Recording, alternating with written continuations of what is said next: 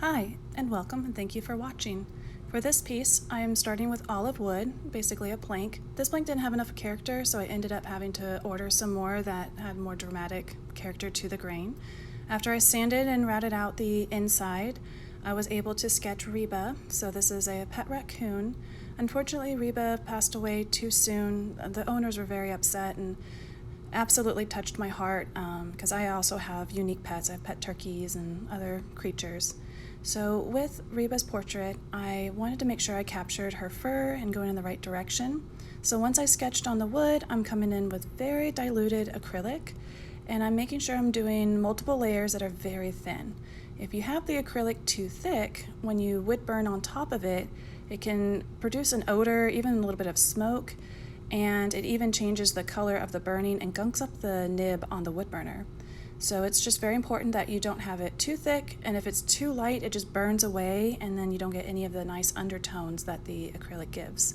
You can also do watercolor.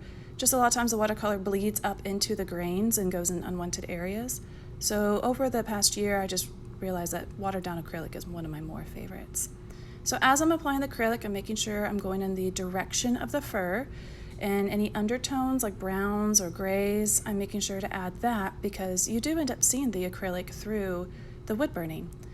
Later, I'll come back and use some oil-based color pencils to add more character and like a pop of color. All right, now here's the nose. I love working with noses. They have these fun little cells, and this is a round nib, so you can see there's a little ball on the end of it. And the longer I press, the darker the tones will be.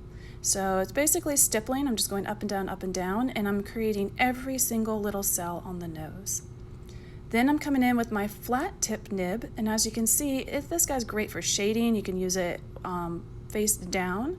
It makes really nice hard edges, and then if I tilt it sideways, it creates the beautiful darker fur texture and tones.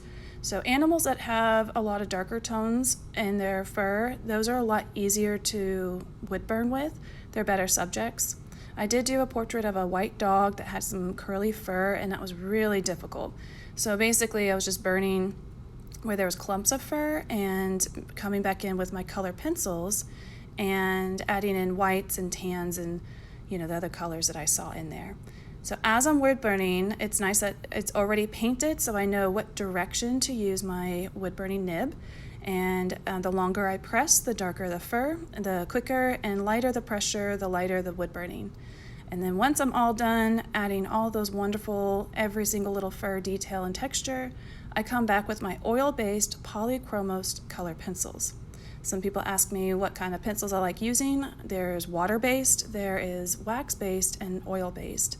The wax-based tend to gunk up kind of quick and you don't get to build up the values, and it also creates kind of a waxy bloom on the surface. The oil-based ones are more flat, more conducive to a wooden surface. They have a harder core to them, so they don't break as easily, and they keep their sharp point a lot longer. So anyway, I hope you enjoy watching my time-lapse video, and I'm so sorry for Reba's owner's loss, and hopefully this piece will bring them some happiness and joy. Thank you for watching.